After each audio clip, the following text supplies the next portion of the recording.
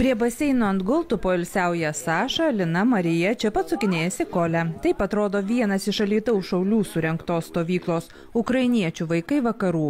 Poilsiauja ir neslepia, negalintis atsidžiaugti galimybę pagyventi ramiai po taikiu dangumi. Все подобається. Viskas patinka. Ir pernai buvau, ir šiemet. Labai patinka. Kai tik šiemet pasakė, kad galėsime vykti, tai tuoj visi puolė tvarkytis dokumentus.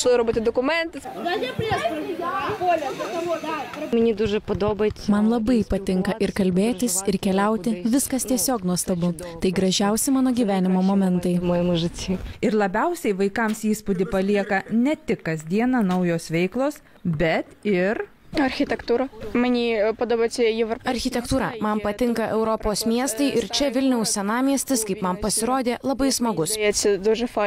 Smagu ir vaikus atlydėjusioms pedagogėms. Sieverodonecko gimnazijos ukrainiečių kalbos mokytoja Larisa sako. Labai nuoširdų žmonės. Tokiu baisu mums metu mus pakvietė. Ir visą savaitę be trenksmų, pavojaus sirenų. Aš gyvenu 14 aukšte ir ten, kai bomba krisdavo, visa gyvenvietė drebėdavo. Ir gausybė pramogų, kaip antrina kita pedagogė. Tuoj su mažaisiais ir vyresniais apsilankiusi Trakų istorijos muziejuje. Ir išklausiusi Lietuvos istorijos fragmentus. Visi mane ir šypsomės. Vaikai puikios nuotaikos, labai gražiai Lietuva mus priėmė. Mes sužavėti ir vieta, kur esame. Ir viskas labai žavi. Ir kelionės, ir maistas. Trumpa poilsio akimirka ir nauja ukrainiečių vaikų pažinti su sostinė, senamiesčiu. O čia ir staigmena, smagi akimirka, kai gatvėje stovyklautojus pasiveja iš tėvynės rusofašistų išginti ir Vilniuje laikinai apsigyvenę mama su sūnumi, kaip tik pernai taip pat stovyklavę su Alytaus šauliais. Ir visi kartu į Krašto apsaugos ministeriją, kur jau laukia susitikimas su ministru Kasčiūnu.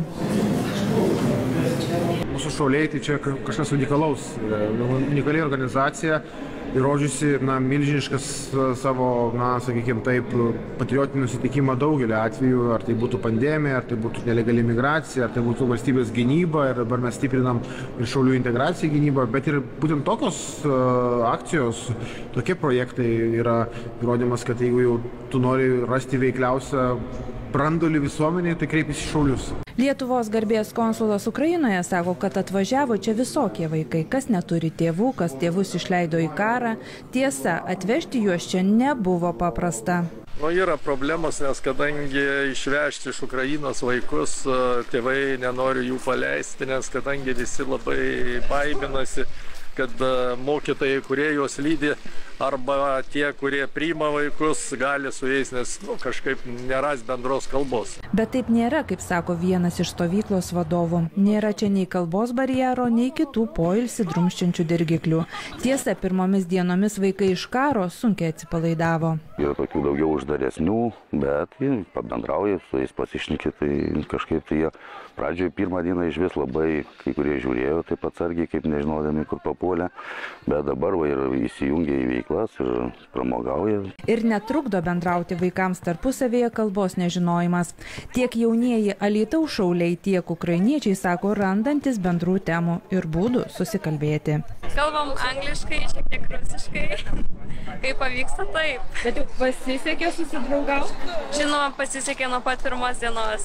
Labai gerai, labai faina. Viešnagė Lietuvoje truks iki birželio 17-osios, vėliau vaikai vėl turės sugrįžti į kasdienybę. Triukšmą, baimę, kaip sako, atsibodusi nuotolinį mokymasi, kai draugus mato tik kompiuterio ekrane, mat mokytis kartu kol kas nesaugu.